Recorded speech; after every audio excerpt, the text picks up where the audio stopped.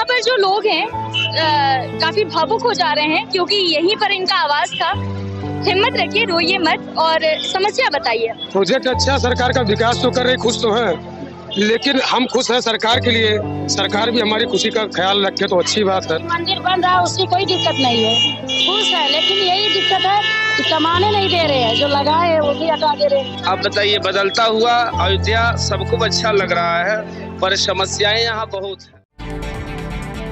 जहाँ एक तरफ अयोध्या बदल रहा है तो वहीं दूसरी तरफ कुछ लोग इस बदलाव से परेशान भी हैं।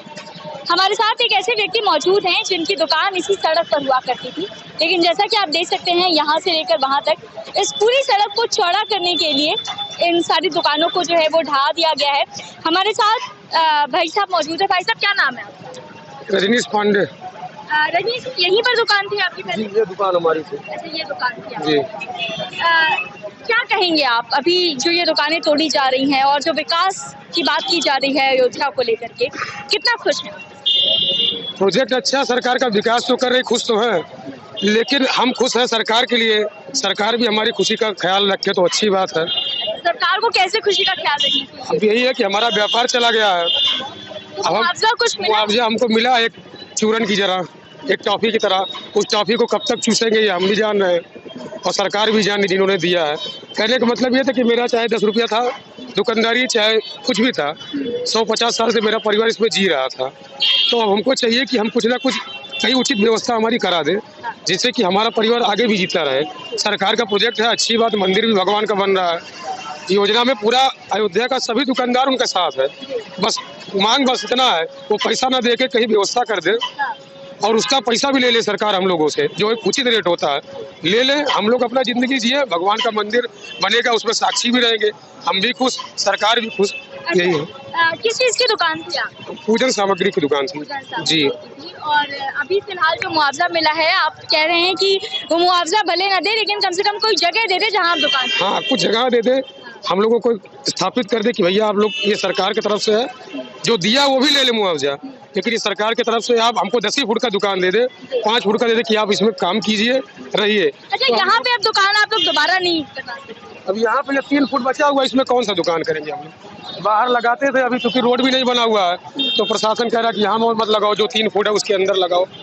तो उसमें संभव तो है नहीं, 3 फुट में कुछ भी नहीं कर सकते हैं, लेकिन बस एक है कि नाम है कि हमारा यहाँ दुकान था इसलिए खड़े हैं कि यहाँ से कोई हमें हटा नहीं सकता। अभी मौके पे तो ये 3 फुट है इसलिए खड़े हुए हैं। तो इसीलिए यहाँ पे खड़े हुए कि ये अपना है। कोई बिक्री वगैरह भी आप लोग की कुछ सामान वगैरह बेच रहे हैं? अब बिक्री यही लगा हुआ है, दुकान देख लीजिए, दिन भर में 200 400 आ जा रहा है। ये आपकी दुकान से थोड़ा सामान यहाँ पे? हाँ, तो 200-400 जो आ रहा है उसी से गाड़ी चल रहा है। तो कहने का मतलब ये है कि आप कहीं भी स्थापित कीजिए, उस माहौल को देख के हम लोग एडजस्ट हो जाएंगे।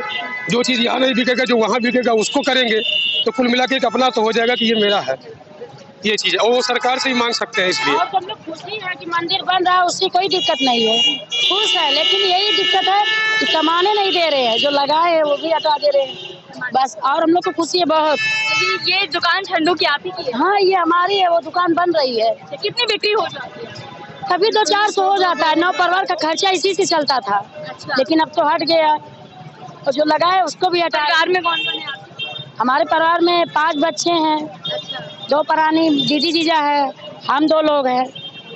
आप दोनों लोग मिलकर के ये दुकान? सब दोनों लोग मिलके करते थे। 9 परिवार का खर्चा इसी से चलता था। 9 परिवार का खर्चा? हाँ, इसी से चलता था। लेकिन जब अभी की क्या स्थिति है? अभी की स्थिति वही है, लगा रहे हैं, 200-400 बिक रहा है। ऐसे कई सारे परिवार 9 हैं जिनका 15-15 परिवार, किसी का किसी से दवाई भी चलता था, शादी तय हुई थी, उसको क्या मालूम था कि 1 साल बाद ये हो जाएगा। तो अब चूंकि पेट बहुत बड़ा समस्या, विपत्ति तो आ ही गया है। अब कहना यही है कि घर टूट जाएगा तो आदमी चला लेगा, लेकिन अगर व्यापार रहेगा, कमाई रहेगी तो मैं दूसरा घर बनवा लूंगा, और जब वही नहीं रहेगा तो मैं घर बनवाऊंगा कि व्यापार करूँ। ये यहाँ पे बहुत सारे ऐसे लोग हैं कि जिसका घर दुकान एक ही में था, कोई अलग नहीं बनाए, इसी के सारे जी रहे थे सब अपना। ये थोड़ी ना मालूम था कि चला जाएगा आने वाले। एक शख्स और है, आपका क्या नाम है? आचार्य राकेश दास जी। राकेश जी, अयोध्या का ये जो बदलता हुआ रूप है ये हम सब देख रहे हैं और हम सब चाहते भी थे कि अयोध्या को जो है वो इस तरह की चीजें मिले, लेकिन मैं आपसे जानना चाहती हूँ कि ये जो डिमोलिशन हो रहा है इसकी वजह से कुछ लोग परेशान भी हैं, आपका क्या मानना है? ये जो परेशानी है, ये अयोध्या में जो रहने वाले अस्थायी लोग हैं, जो पहले से निवासी हैं, ये समस्या सबके साथ में है। और मुझे लगता है कि जो दुकानें थी, बहुत लोग का तो दुकान में उन्हीं में घर था और दुकानें थी और उसी से उनका रोजी रोटी चलता था और रहते भी थे। तो अब तो उनका आवास भी उजड़ गया और जो उनकी वृत्ति थी, यानी जो दुकान लगाते थे, वो सब भी चला गया। अब तो न रहने का उनका ठिकाना रहा और न खाने की व्यवस्था की कोई ऐसी दुकान रही जिससे वो लगा पाएंगे। तो सबसे ज़्यादा तो यहाँ के जो व्यापारी लोग हैं या जिनकी रोजी रोटी से चलती थी, हाँ, बदलता हुआ ये सबको अच्छा लग रहा है। हम सब लोग अयोध्या के भी जो लोग हैं, ये सब लोग यही चाह रहे हैं कि अयोध्या बहुत सुंदर बने, सबका सहयोग है, पर किसी को उजाड़ करके, किसी को हटा करके। अब हम आपसे पूछना चाहते हैं कि जो व्यक्ति जिस घर में रहता था उसमें दुकान थी, अब उसको 1,50,000 या जो भी दे दिया जाए मुआवजा, क्या अब वह उससे कहीं दूसरी जगह मकान बनवा सकता है? नहीं बनवा सकता। जो मुआवजा मिला है, यही मुआवजा बनारस में 8 गुना मिला है, लेकिन यहाँ पे वह मुआवजा किसी को नहीं मिला है। दुकानें भी गई। अब बताइए, 1 फुट की ज़मीन अगर किसी की बच रही है, जिससे वह 8 परिवार का पालन पोषण कर रहा था, अब वह 8 परिवार इस समय रोड पर खड़ा है। तुरंत अब बताइए, बदलता हुआ अयोध्या सबको अच्छा लग रहा है, पर समस्याएं यहाँ बहुत हैं उन परिवारों के लिए जिनकी रोजी रोटी इस दुकान से चलती थी और उनका रहना भी होता। तो अब यहाँ पे सरकार को भी, शासन को भी यह चाहिए कि पहले तो उनको आवास की व्यवस्था बनावे। यह डेवलपमेंट कर रहे हैं, तो मेरा मानना है कि इस प्रकार का डेवलपमेंट हो कि जिनकी दुकानें गई हैं उनको ऐसी जगह पे दुकान सरकार ही बनवा के दे, चाहे 5 फुट की हो, 10 फुट की हो, जिससे जो वो रोजगार कर रहे थे उनकी रोजी रोटी चले। बाकी ऐसी व्यवस्था बनावे जिससे उनके रहने के लिए छत की भी व्यवस्था हो। आप स्वयं देख रहे हैं, यहाँ से वहाँ तक कि सब लोग आवासीय व्यवस्था थी, पर वो सब लोग रोड पर खड़े हैं। ये आप देख रहे हैं, इनके तरफ, इनके यहाँ 9 परिवार था। ये भाई साहब खड़े हैं, लेकिन इस समय इनकी छत भी नहीं है। अब पता नहीं ये कहाँ बनाते हैं। मुझे लग रहा है कई दिन तक चूल्हा नहीं जला होगा इनके घर। क्या नाम है सर आपका? मदन लाल गुप्ता। यहीं पर आपका आवास भी था? परेशान लग रहे हैं आप? रोने के अलावा कुछ नहीं है। बहुत देखिए, यहाँ पर जो लोग हैं काफी भावुक हो जा रहे हैं, क्योंकि यहीं पर इनका आवास था। हिम्मत रखिए, रोइए मत और समस्या बताइए। बस ये समस्या वही है जो मैंने बताया, इनके पास रहने का छत नहीं है और इसी दुकान से, जबकि 10 फुट की 8 फुट की ही दुकान थी, डबल मंजिल की थी, 1 फ्लोर में लोग रहते थे और नीचे वाले से इनकी व्यवस्था चलती थी। दोनों का दोनों चला गया। अब बताइए कि ये जाए तो जाए कहाँ? परिवार है? परिवार इनका 8 है।